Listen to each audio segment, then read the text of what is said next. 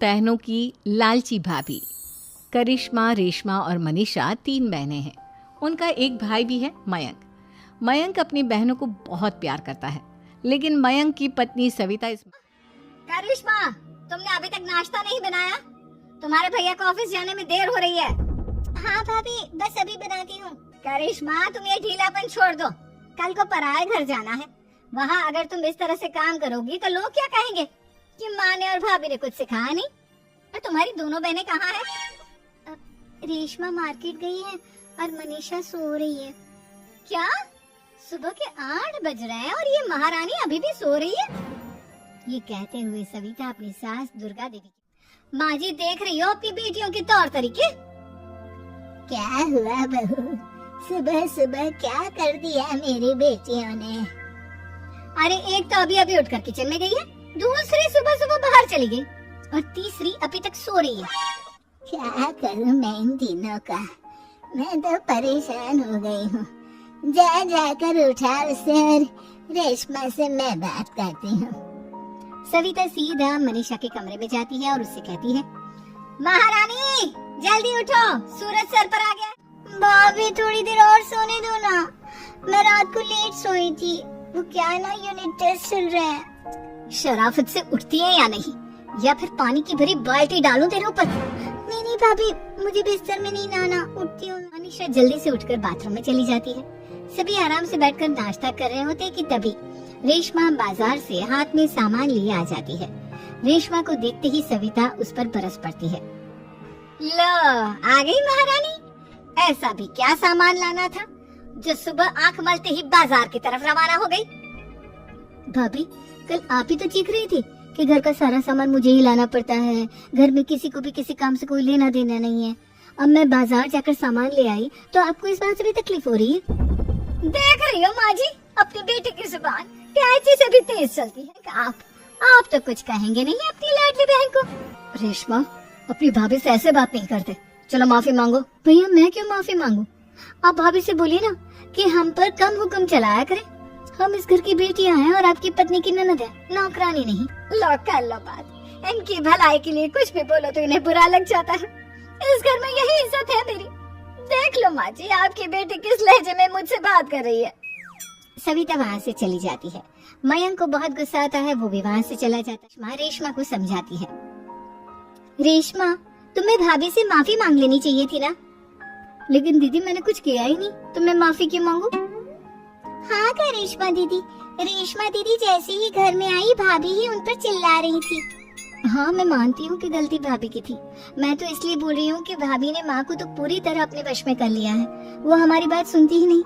मयंक भैया हमारे लिए हमेशा खड़े रहते हैं, इसलिए उनकी बात का मान तो तुम्हें रखना चाहिए था ना।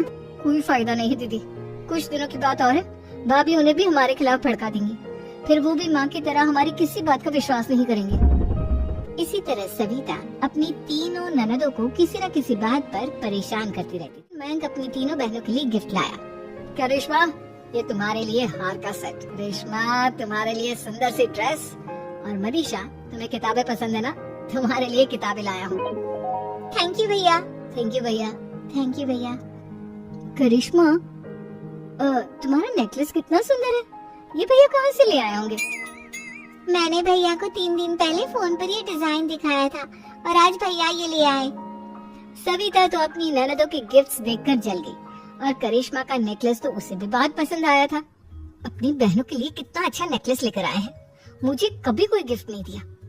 मैं आज ही ये हार चुरा लूंगी। रात में सविता करिश्मा का हार चुरा लेती है और इसी तरह उसे अपनी ननदों की जो भी चीज अच्छी लगती वो उसे मांगती नहीं, बल्कि रात के अंधेरे में चुरा लेती। इसी तरह दिन बीतते गए और सविता ने मयंक के दिल में भी नफरत पैदा कर दी। एक दिन मयंक ने करिश्मा और रेशमा के लिए रिश्ता देखा और ये बात उसने घर में सबको बताई। माँ, करिश्मा और रेशमा के लिए बहुत अच्छा रिश्ता आया है, वो लोग कल इन्हें देखने आ रहे हैं, आप और सविता मिलकर सारी तैयारी कर लेना। ये सुनकर करिश्मा और रेशमा खुश हो जाती है, लेकिन सविता सोचती है अगर इन दोनों बहनों की शादी हो गई तो घर और बाहर का काम कौन करेगा? मनीषा तो 1 नंबर की कामचोर है, उससे तो किसी बात की उम्मीद लगाना ही बेकार है। मुझे इस शादी को रोकना होगा। अगले दिन सभी लड़के वालों के स्वागत की तैयारी करने में लगे होते हैं। तभी मयंक अपनी बहनों से आकर कहता है, तैयार हो गई तुम दोनों? देखो दोनों लड़के बहुत अच्छे हैं, मैं कोई कसर नहीं छोड़ना चाहता, इसलिए तुम उनके सामने अच्छे से बिहेव करना और अपनी भाभी से लड़ने मत लग जाना। करिश्मा, तुम वो नेकलेस पहन लो ना जो मैं तुम्हारे लिए लाया था। भैया मैं बहुत देर से वो नेकलेस ढूंढ रही हूँ, लेकिन मुझे मिल ही नहीं रहा। क्या तुमने नेकलेस खो दिया? तुम्हें पता भी है वो कितना महंगा था? तुम कोई काम ढंग से नहीं कर सकती। मयंक गुस्से में वहाँ से चला जाता है। थोड़ी देर बाद लड़के वाले भी आ जाते हैं। वो दोनों बहनों को पसंद कर लेते हैं और रिश्ता पक्का हो जाता है। लेकिन सविता के दिमाग में तो कुछ और ही खिचड़ी पक रही थी। वो पंडित जी के पास करिश्मा की कुंडली लेकर जाती है और उन्हें पैसे देकर करिश्मा की कुंडली बदलवा देती है। जब लड़के वालों के पास करिश्मा की कुंडली जाती है तो वो दुर्गा को फोन करते हैं। बहन जी, हमने करिश्मा की कुंडली अपने पंडित जी को दिखाई थी।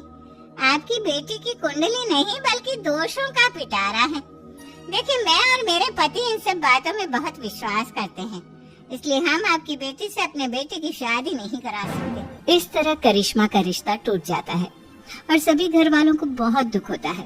अब कविता सोचती है, चलो करिश्मा का तो रिश्ता टूट गया, अब रेशमा का भी रिश्ता तोड़ना है। क्या करूं? अब सविता आवाज बदलकर किसी अननोन नंबर से रेशमा के होने वाले ससुराल में फोन करती है। हेलो, मैं कौन हूँ कौन नहीं ये आपके लिए जानना जरूरी नहीं, बस इतना सुन लो कि रेशमा का 2 साल से किसी के साथ अफेयर चल रहा है। बस रेशमा का रिश्ता तोड़वाने के लिए सविता का इतना कहना काफी था। अब रेशमा का भी रिश्ता टूट गया। मयंक और दुर्गा देवी ने रेशमा को खूब खरी खोटी सुनाई और उससे बार बार उस लड़के के बारे में पूछने लगे। आप दोनों मुझे क्यों परेशान कर रहे हो? अरे कोई लड़का होगा मेरी लाइफ में तो मैं बताऊंगी ना, जब कोई है ही नहीं तो कहाँ से लाऊं मैं कोई लड़का? तेरे होने वाले ससुराल वालों को फोन किसने किया था? माँ, मैं नहीं जानती किसने फोन किया था, मैं सच कह रही हूँ। मैं तो पहले ही कह रही थी इसकी लगाम खींच कर रखो, लेकिन मेरी सुनता ही कौन है। अब चुप रहिए भाभी, ये सब आपका ही किया धरा है। उनको विश्वास हो जाता है कि ये सब उनकी भाभी ही कर रही है। तीनों बहनें अपनी भाभी को सबक सिखाने के लिए एक वकील कर लेती है और घर में हिस्सा मांगना। देखो भैया, माँ बाप की जायदाद में जितना बेटों का हक होता है उतना ही बेटियों का, इसलिए इस घर के 4 हिस्से होंगे और हमें अपना हिस्सा चाहिए। मैंने तुम्हारे लिए क्या क्या नहीं किया और तुम इस घर में हिस्सा मांग रही हो? भैया, आप और माँ हम बहनों की कोई बात नहीं सुनती हो और भाभी हमारी शादी नहीं होने देगी क्योंकि उन्हें लगता है कि आप हमारी शादी में ज्यादा पैसा लगाओगे और उन्हें हम जैसी फ्री की नौकरानी कहाँ मिलेगी। तो हम भाभी के साथ तो रह नहीं सकते, हम बहनों को अपना हिस्सा चाहिए। अरे तुम्हें शर्म आनी चाहिए अपनी भाभी पर ऐसा इल्जाम लगाते हुए। वो तुम्हारे बारे में कितना सोचती है। हाँ माँ, भाभी हमारे बारे में बहुत सोचती है, दिन रात बस यही सोचती रहती है कि किस तरह से अपनी तीनों ननदों को परेशान करूं और कभी मुझे पढ़ने भी नहीं देती। दोनों बहनों का रिश्ता भी तो इन्होंने ही तोड़वाया है और रात में हमारे कमरे में आकर हमारी चीजें भी चुराती हैं। इसी तरह सविता की तीनों ननदें अपनी बात पर अड़ी रही। अब कोर्ट में तारीख भी शुरू हो गई। जब सविता को लगा कि उसकी तीनों ननद इतनी आसानी से नहीं मानने वाली, तो उसने अपने पति और सास को सारी सच्चाई बता दी और अपनी तीनों ननद से माफी मांगी। मयंक और दुर्गा को भी अपनी गलती का एहसास हो गया। अब सविता खुद करिश्मा और रेशमा के लिए अच्छा रिश्ता ढूंढती है और उनकी शादी करवाती है।